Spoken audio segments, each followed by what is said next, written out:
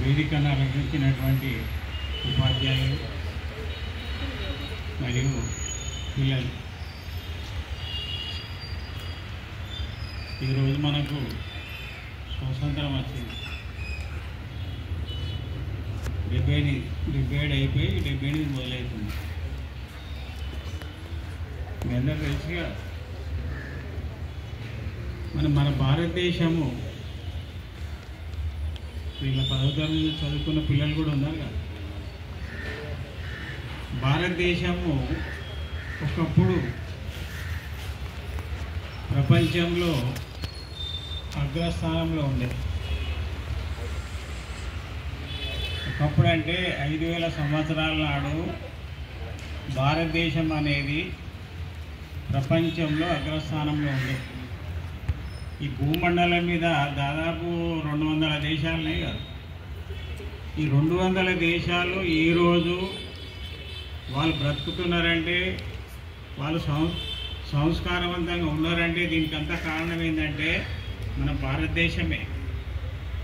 భారతదేశము ప్రపంచం మొత్తానికి జ్ఞానం చెప్పింది. మీరందరూ కూడా భారతీయులుగా ఇది గుర్తుంచుకోవాలి.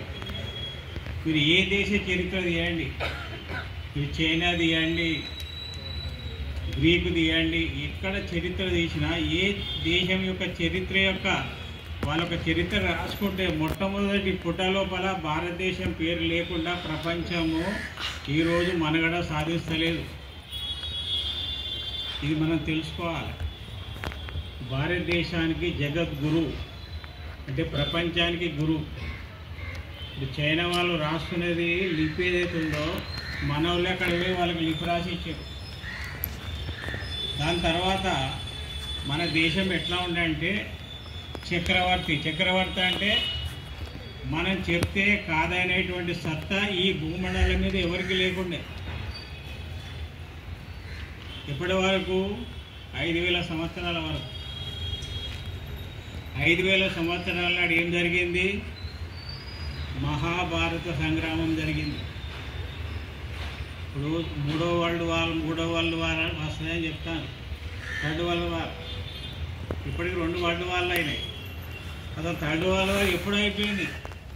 మొట్టమొదటి ఏదైతే మహాభారత కాలం 5000 సంవత్సరాలు ఏదైతే కురుక్షేత్ర సంగ్రామం జరిగిందో అదే మొదటి ప్రపంచ యుద్ధం.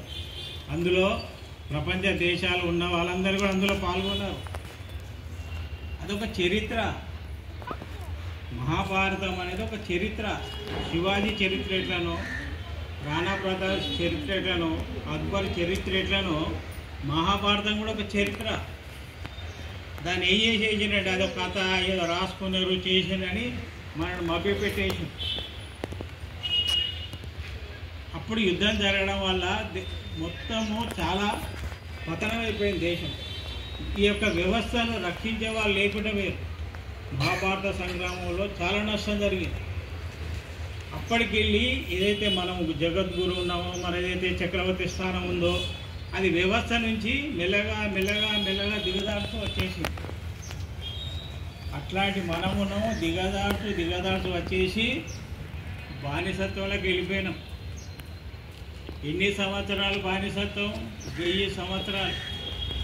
800 సంవత్సరాలు ముస్లిమ్స్, 200 సంవత్సరాలు ఆంగ్లేయులు. ఇది మన డిఎన్ఏ.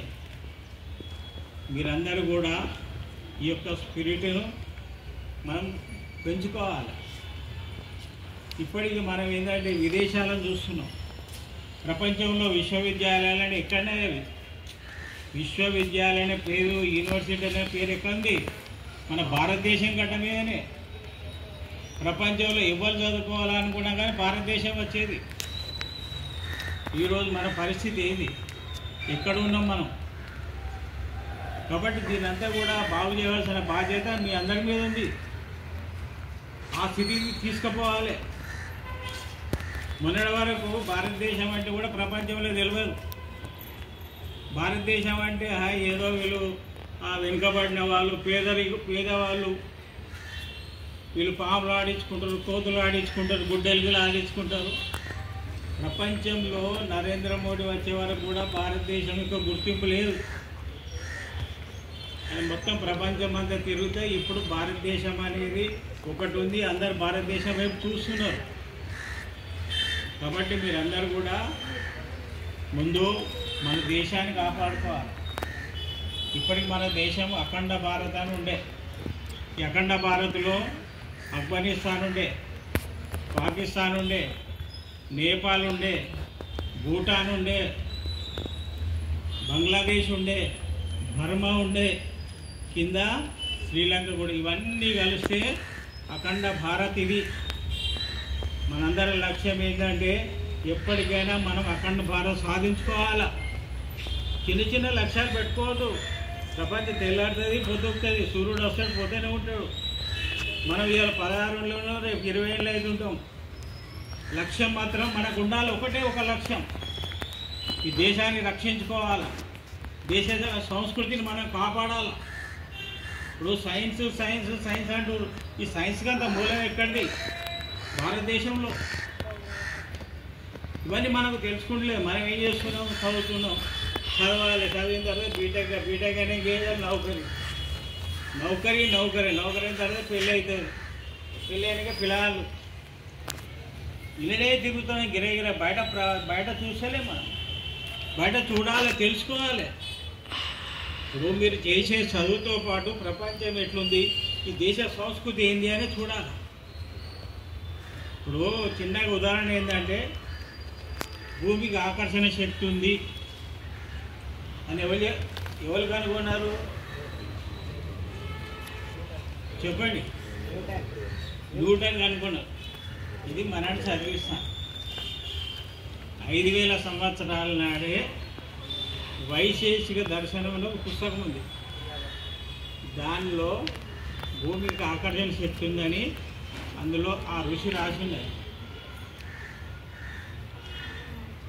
ఇప్పుడు న్యూటన్, ఇప్పుడు అన్నీ మనకు సైన్స్లో అన్నీ కూడా వాళ్ళ పేర్లే ఉన్నాయి కదా. మన చరిత్రను అంతా ఏంటంటే తొక్కిపెట్టి గెలవకుండా చేసిండ్రు.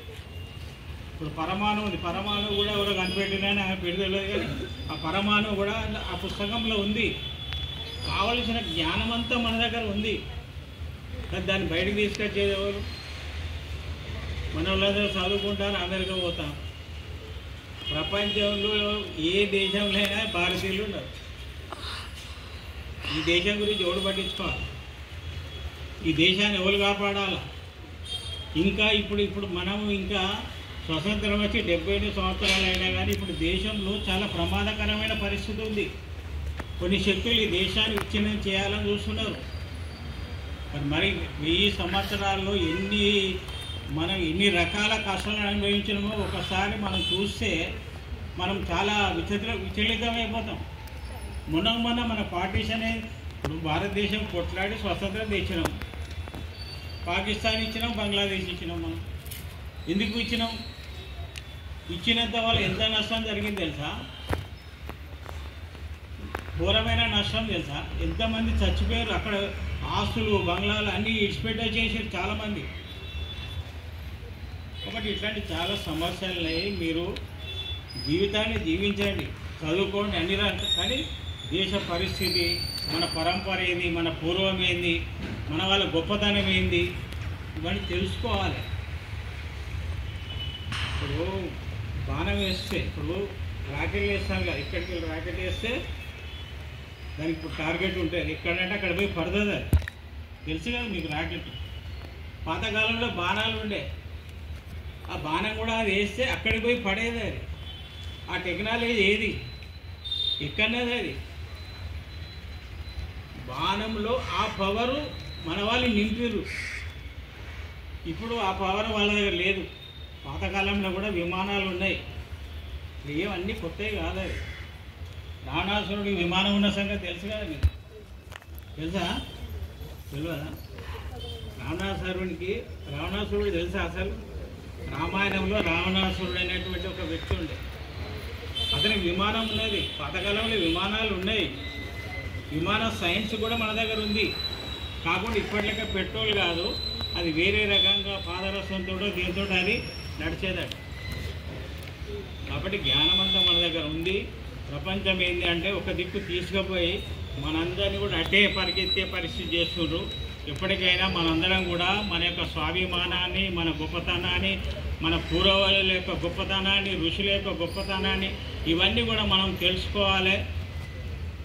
పిల్లలు మీరందరూ కూడా ఈ స్కూల్లో చదివినందుకు ఇటువంటి గొప్ప విషయాలను మీరందరూ తీసుకొచ్చి ఈ స్కూలుకు, దేశానికి మరి యొక్క మీ జీవితానికి కూడా ఒక లక్ష్యాన్ని, ఒక ఆనందాన్ని పొందాలని కోరుతూ అవకాశం ఇచ్చినటువంటి ప్రధానాచార్యుల గారికి ధన్యవాదాలు.